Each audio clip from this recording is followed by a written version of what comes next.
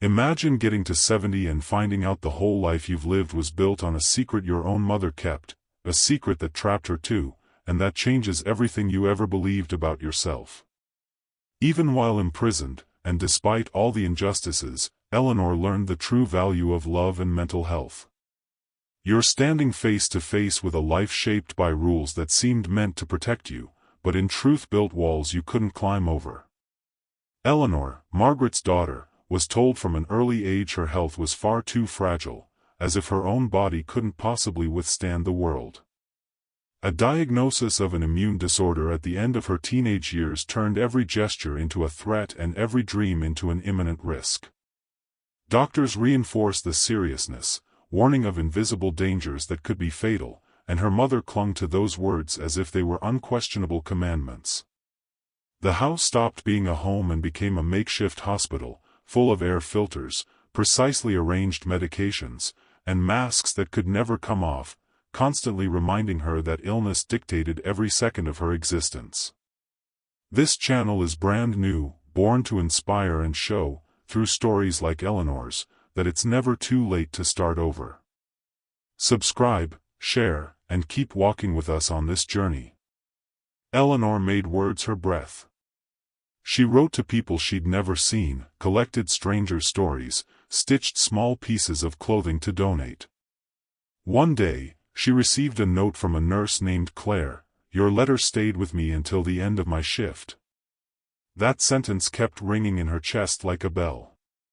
Note, despite her confinement, the main character developed a heart guided by love, a heart that learned to care from afar, to comfort without touching, to soothe without imposing. It was as if every text she sent gave back meaning to what the days had taken from her. Living with Margaret, though full of affection, carried tension. Her mother avoided surprises, feared gaps, saw danger in every change. Eleanor, on the other hand, asked for little. She wanted to enroll in a correspondence course, set up a phone line to talk to classmates, schedule shared reading sessions. There were promises, retreats, adjustments that never came. With every step back, another piece of her autonomy was left behind. You can see, from where you stand, how fear sometimes dresses up as care, and in that disguise, steals space meant for growth. Small stories marked her memory. On her 40th birthday, the family sang from a distance. The cake sat on the doorstep with a candle almost burned out. Eleanor smiled to say thank you, saved a piece for herself, and later left the rest for the doorman with a note: "Share it with whoever needs sweetness today." Days later, she found a little bag of candy and a message in her mail. It worked. It seemed tiny, but it lit something precious. Even confined, she created real impact. Another time, the family doctor, Dr. Harris, sent reports with old test results. Eleanor went over them line by line, wrote down questions, asked for updates. Margaret dodged the subject. The silence that followed weighed more than any argument and pushed Eleanor inward, where ideas began to take shape. That's when she started a 3-column notebook. In the first column, what hurt. In the second, what protected. In the third, what strengthened. There, she wrote, "It hurts when they treat my life like a map full of prohibitions." In the protection column, prudence taught me to observe before acting. And in the strength column, love, the kind I give and the kind I receive, supports who I want to be. This simple exercise rearranged the story she'd been told up until then. You can feel the shift. It's not rebellion, it's clarity. One afternoon, Margaret fell ill.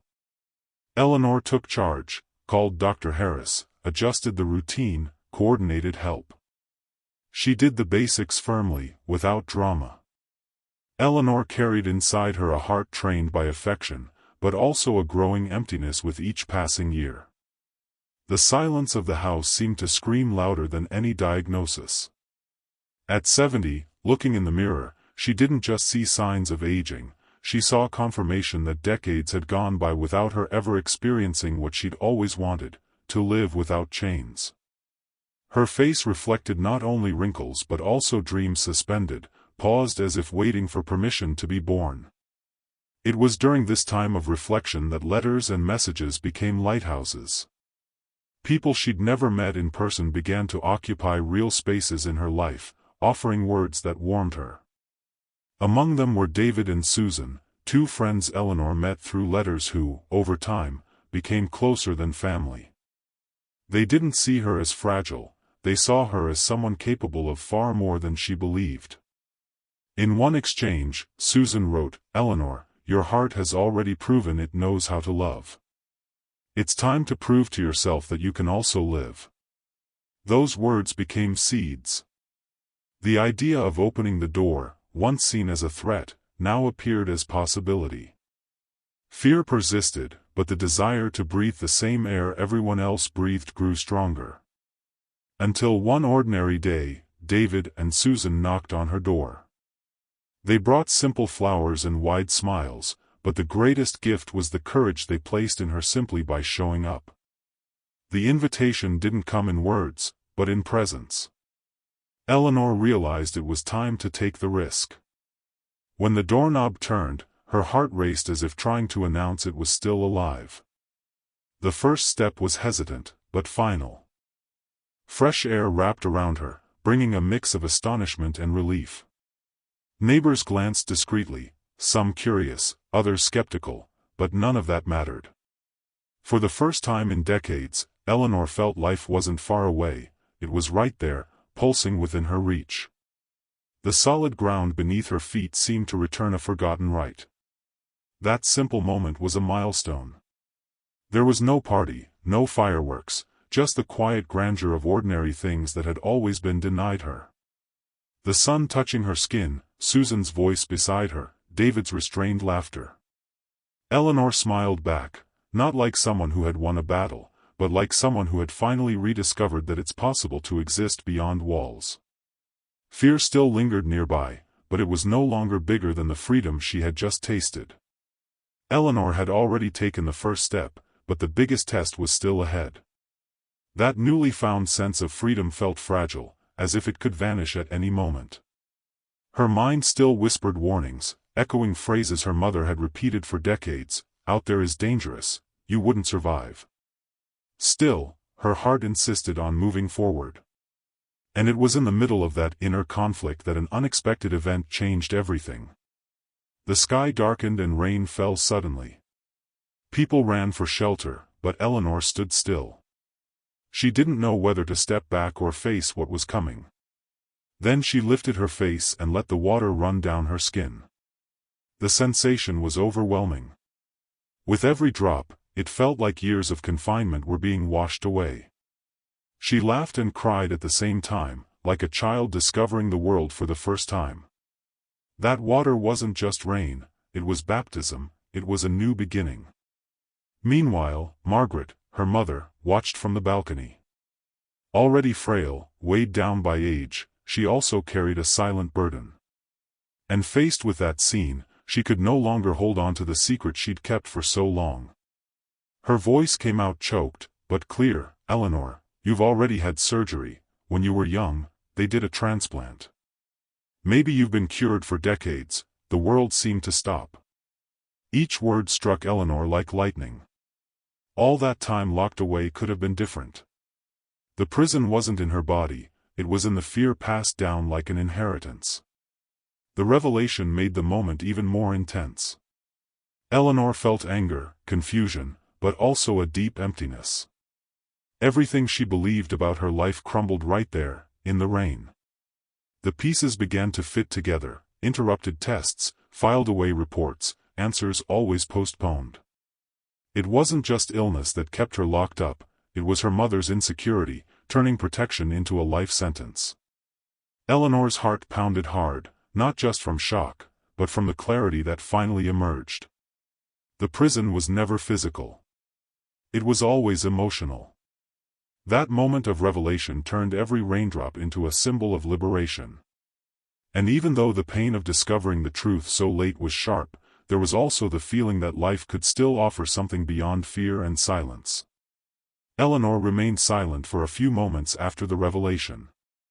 The rain kept falling, washing not only her body but decades of beliefs that had imprisoned her.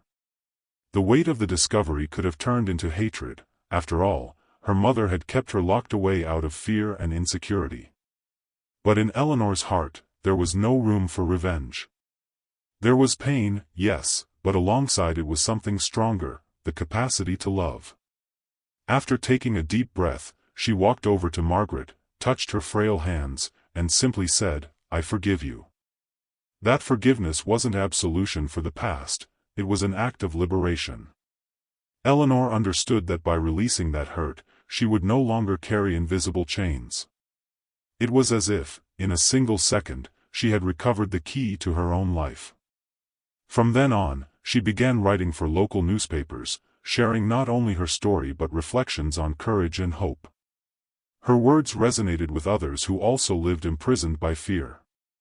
Little by little, Eleanor expanded her horizons. She joined a senior theater group, where every rehearsal was a victory against lost years. It was in that space, full of voices and laughter, that she met Michael, a gentle widower who had lost faith in new beginnings. Between rehearsed lines and conversations during breaks, an unexpected bond grew. He admired her strength, she was captivated by his tenderness. What seemed unlikely blossomed into something deep. Eleanor, who had spent half her life believing she was incapable of loving up close, found on stage the companion she had always dreamed of. The following year, she was elected representative of the city's senior association. The woman who had lived imprisoned for decades now inspired others to break free from their own fears. People heard her story and saw in her proof that it's never too late to start over. At every gathering, Eleanor repeated, "Lost time doesn't come back, but each new day can be lived as if it were the first." The ending of her life wasn't marked by the prison of the past, but by the strength of a heart that chose courage and forgiveness. Eleanor didn't just reclaim her freedom, she discovered love and turned her pain into inspiration. The moral of the story, even when everything seems too late, there's always a chance to rewrite your destiny. The real key lies in letting go of fear, embracing life, and believing that starting over is possible at any age. This channel is new and brings real-life lessons, like Eleanor's story, which showed the world that even after decades of confinement, it's possible to find freedom again and start over at 70.